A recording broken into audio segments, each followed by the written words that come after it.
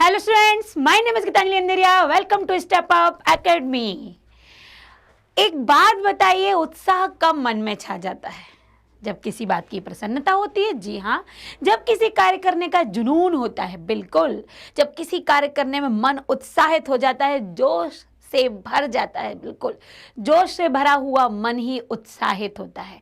और यहाँ पर मैंने बोल दिया तो बोल ही देती हूँ कि यहाँ पर जो मैं आज लेकर आई हूँ, ऐसा ही कुछ उत्साह जो कभी मौसम को देखकर भी हमारे मन में छा जाता है। कभी जब बादल बरसते हैं तो उस बारिश को देखकर भी मन उत्साह से भर जाता है, कुछ नया करने का मन कर जाता है। आप कहेंगे मैम बारिश को देखकर तो पकौड़े खाने का मन कर जाता है। हाँ तो ठीक है ना, फिर भी बनाने का उत्साह तो नहीं बनाते हैं। तब भी आप बनाने के लिए घर में बोलते हैं मम्मी को कि आप बना दो। तब भी कभी कभी लगता है कि कुछ बैठ के कार्य किया जाए, बारिश होती जाए और हम अपना कार्य धीमे धीमे धीमे धीमे करता रहे, ऐसा लगता है। बिल्कुल, कई बार मन उत्साह से भर जाता है। पानी को गिरता हुआ देखकर किसान उत्साह से भर जाता है। धरती तृप्त हो जाती है और इतनी सुंदरता बढ़ जाती है, कई बार आंखों में वो सुंदरता नहीं समाती है और जिसको हिंदी में कह देते हैं कि अट नहीं रही है। आया कुछ याद? समझ गए आप लोग? जी हाँ, 10वीं की हिंदी क्षितिज का पाठ 4 है, उत्साह अट नहीं रही है। ठीक, तो ये कहने को यहाँ पर 2 पाठ हैं, लेकिन दोनों कितने मिले हुए लगते हैं। बिल्कुल 2 पाठ हैं, लेकिन लिखने वाले तो एक ही है ना, कवि। और वो कवि हैं सूर्यकांत त्रिपाठी निराला जी। इन्होंने यहाँ पर लिखी है 2 कविताएं जो दोनों एक दूसरे से वाकई मेल खाती हैं और ऐसा लगता है कि हाँ, दोनों एक दूसरे से मिली हुई हैं। तो सबसे पहले हम कवि परिचय पढ़ लेते हैं। कवि का परिचय क्या है ये हम देखते हैं और यहाँ से देखते हैं कवि परिचय। छायावादी कवि सूर्यकांत त्रिपाठी निराला का जन्म सन 1899 में 1899 में पश्चिम बंगाल के महिषादल में हुआ था। ये मूलतः उत्तर प्रदेश के उन्नाव जनपद के निवासी थे।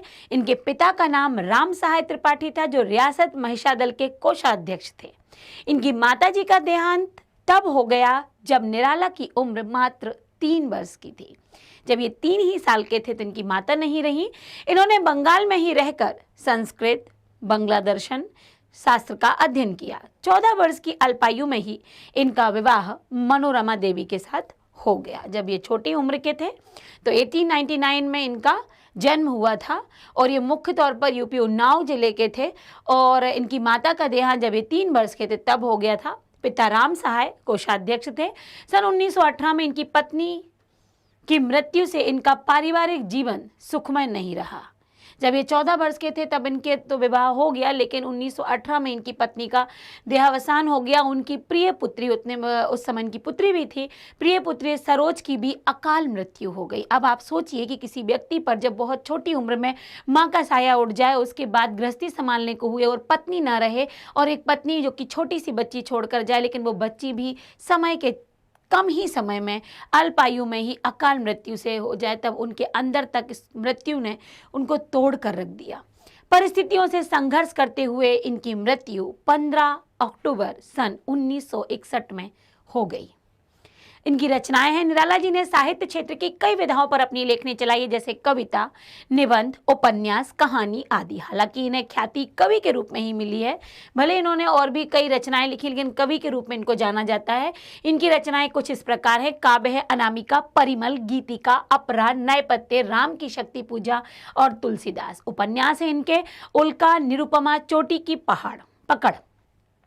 कहानी संग्रह है लिली, सखी, चतुरी, चमार। निबंध संग्रह प्रबंध की प्रतिभा, और पत्रिका संपादन इन्होंने किया समन्वय, मतवाला और सुधा। तो एक आप देख सकते हैं उपन्यास, पत्रिका का कहाँ कहाँ इन्होंने अपनी लेखनी चलाई। और कुछ इनका काव्य सौष्ठव अर्थात काव्य कला कुछ इस प्रकार है। निराला विस्तृत सरोकारों के कवि हैं। दार्शनिकता, विद्रोह, क्रांति, प्रेम की सरलता और प्रकृति का विराट और उदात्त रूप इनकी रचनाओं में देखने को मिलता है। उन्होंने प्रकृति के सौंदर्य का बहुत वर्णन किया है। इनके विद्रोही स्वभाव की कविता के भाव जगत और शिल्प जगत में नए प्रयोग को संभव बनाया। छायावादी रचनाकारों में इन्होंने सबसे पहले मुक्त छंद का प्रयोग किया। शोषित, उपेक्षित, पीड़ित और प्रताड़ित जन के प्रति इनकी कविता में जहां गहरी सहानुभूति का भाव मिलता है, वहीं शोषक वर्ग और सत्ता के प्रति प्रचंड प्रतिकार का भाव भी मिलता है। जहां पर जो शोषित लोग होते हैं, जिन पर शोषण किया जाता है, वहां पर भी इन्होंने एकदम प्रहार किया है। भाषा शैली इनकी क्या कैसी रही। निराला जी ने काव्य रचना में क्रांति ला दी। इन्होंने कविता को भी बंधन से छुड़ाया, उसे छंद बंधन से मुक्त किया। इनकी कविता में गागर में सागर भरने वाले परिमार्जित तत्सम अर्थात संस्कृत के शब्दों का भरपूर प्रयोग मिलता है। गागर में सागर भरना अर्थात बहुत कम शब्दों में बहुत अधिक बात कह जाना। परंतु यह नहीं कि इन्होंने अन्य शब्दों के प्रयोग से परहेज किया, ऐसा नहीं है, कई शब्दों का इस्तेमाल किया। बोलचाल की भाषा को साथ लेकर चलते रहे। इनकी कविताओं में संगीतात्मकता की स्पष्ट अनुभूति होती है। कविता में पूर्ण प्रवाह है, कहीं ऐसी कविता नहीं है जो आपको रुकी हुई लगी हो। तो तत्सम के साथ साथ अन्य शब्दों का प्रयोग किया है, यहाँ तक कि बोलचाल का भी। पाठ का सार कुछ इस प्रकार है। उत्साह एक आह्वान गीत है जिसके माध्यम से कवि ने बादल को संबोधित करते हुए कहा है, और बादल निराला का प्रिय विषय है। बादल एक तरफ पीड़ित प्यासे जन की अभिलाषा पूरी करते हैं, तो दूसरी ओर वही बादल नई कल्प के लिए विप्लव और विध्वंस और क्रांति चेतना को संभव करने वाले भी होते हैं। जी हाँ, वही बादल जो बरस कर एक किसान का मन उत्साह से भर देते हैं, उसके आंसुओं को पोंछ देते हैं। तो वही बादल जब इतनी तीव्र गति से बरस जाते हैं कि वो अपनी सीमा पार कर देते हैं, तब वो विध्वंस का रूप ले लेते हैं, अर्थात बाढ़ आ जाती है, बादल फट जाते हैं।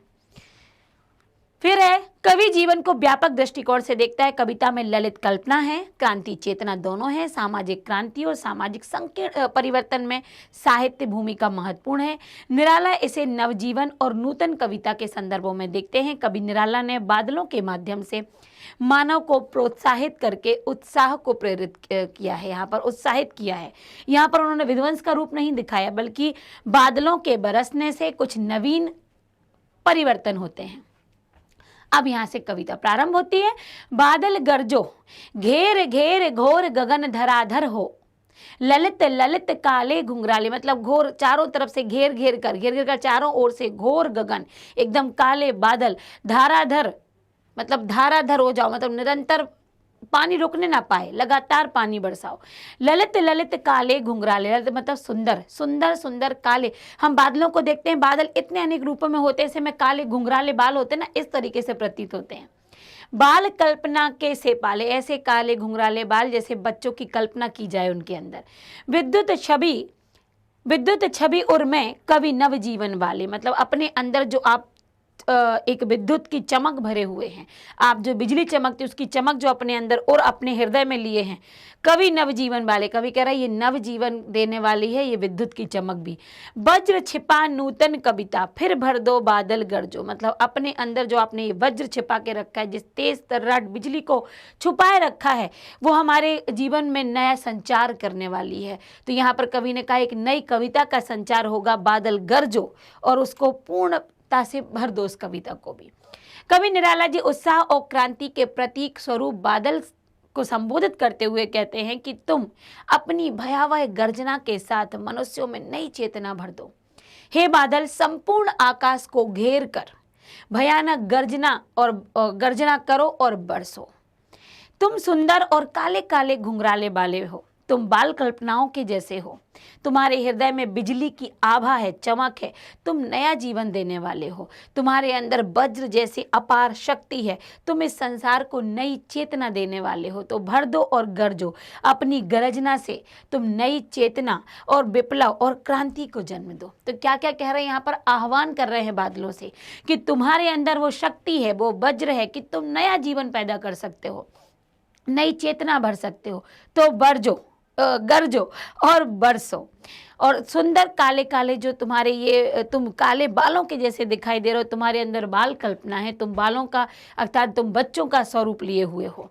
तो ये सब कुछ यहाँ पर वो कहते हैं, अर्थात इनको बच्चा भी बना दिया उन्होंने, बच्चों का स्वरूप भी देख लिया, काले घुंघराले बालों का रूप यहाँ पर देख लिया, इतने उपमाएं भी यहाँ पर दे दी, और साथ ही उत्साहित करने वाले बादलों को उत्साह का संकेत दिया है, विध्वंस का नहीं।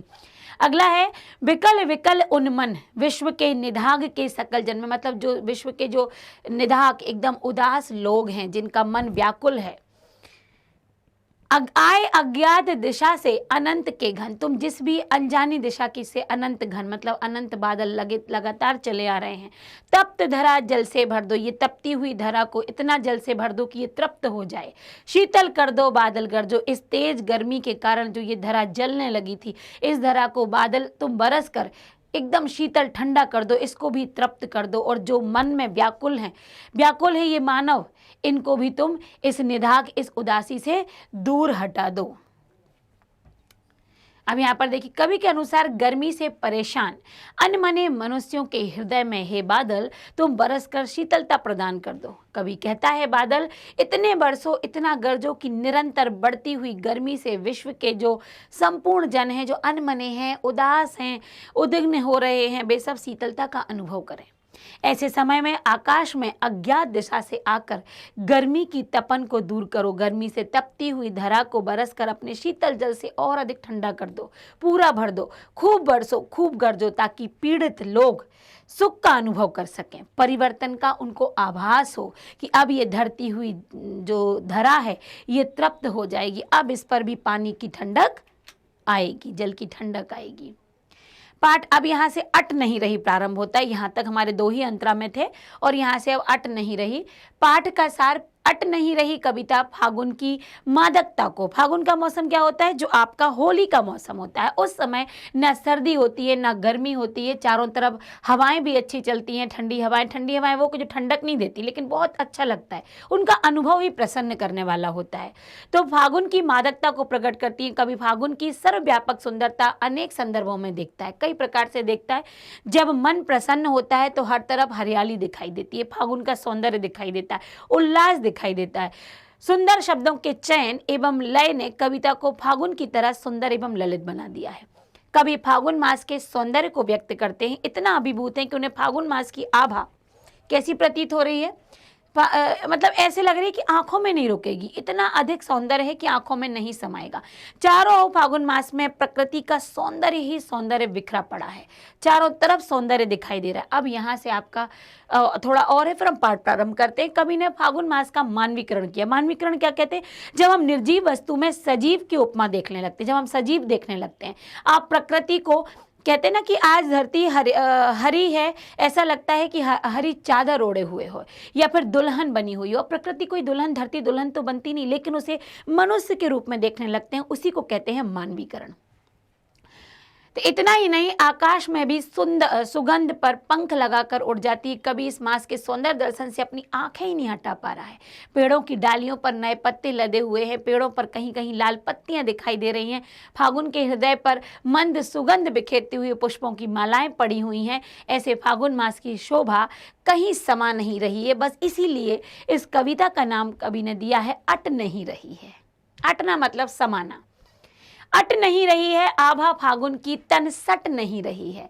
ये जो आभा, ये जो सुंदरता, ये जो सौंदर्य है फागुन मास का, ये हमारी आंखों में नहीं समा रहा, इतना अधिक सौंदर्य बिखरा है। तो अट नहीं रही है, तन सट नहीं रही है। ना तो ये तन में समा रही है और ना ही ये मन में समा रही है। कहीं सांस लेते हो तो कह रहे हैं इस मौसम को, कभी कहीं तुम सांस लेते हो, घर घर भर देते हो, मतलब चारों तरफ इतनी सुगंध फैली हुई है कि हर घर में सुगंध जा रही है। इस मौसम में ये मौसम सांस ले रहा है, अर्थात मानवीकरण हुआ है। उड़ने को नभ में तुम पर कर देते हो, मतलब जब ये सुगंध वायु में उड़ जाती है, पंख बनकर आकाश में उड़ जाती है। आंख हटाता हूं तो हट नहीं रही है। अगर इस सुंदरता से मैं अपनी आंखों को चुराना भी चाहूं तो वो आंखें हटती ही नहीं है। ऐसा लगता है सौंदर्य को देखते ही जाएं, बस देखते ही जाएं। तो यहाँ पर सांस लेना, ये एक मानवीकरण यहाँ पर प्रयोग हुआ है, मानवीकरण अलंकार का। अट नहीं रही, पत्तों से लदी डाल, कहीं हरी कहीं लाल, कहीं पड़ी है उर्मे मंद गंध पुष्पमाल। पाट पाट शोभा सिरी, पट नहीं रही है, अट नहीं रही है। तो यहाँ पर पत्तों से लदी, जब पेड़ों पर नए पत्ते आ जाते हैं तो पत्तों से पेड़ लद जाते हैं। तो लदी हुई डाल, कहीं वो हरे पत्ते दिखाई दे रहे हैं, कहीं लाल फूल दिखाई दे रहे हैं, कहीं लाल पत्ते दिखाई दे रहे हैं, कहीं पड़ी है उर्मे, मतलब उसी मौसम में उस पेड़ के हृदय में जो मंद मंद सुंदर फूलों की माला की खुशबू अंदर जा रही है। पाट पाट शोभा श्री, पट नहीं रही है। हर दरवाजे पर, हर जगह जो ये शोभा श्री अर्थात सुंदरता दिखाई दे रही है, ये किसी भी प्रकार से इसे रोका नहीं जा रहा है, ये अट नहीं रही है, ये समा नहीं रही है। फागुन माह के सौंदर्य में डूबे हुए कवि को सर्वत्र फागुन का उल्लास ही उल्लास दिखाई दे रहा है। प्रकृति का उन्माद कहीं समाता ही नहीं दिखाई दे रहा है। कवि फागुन से कह रहा है कि हे फागुन, जब तुम श्वास लेते हो, अपनी छोड़ती हुई श्वास के साथ तुम सुगंध चारों तरफ बिखेर देते हो, घर घर भर जाता है। पर्यावरण श्वास के साथ महक उठता है।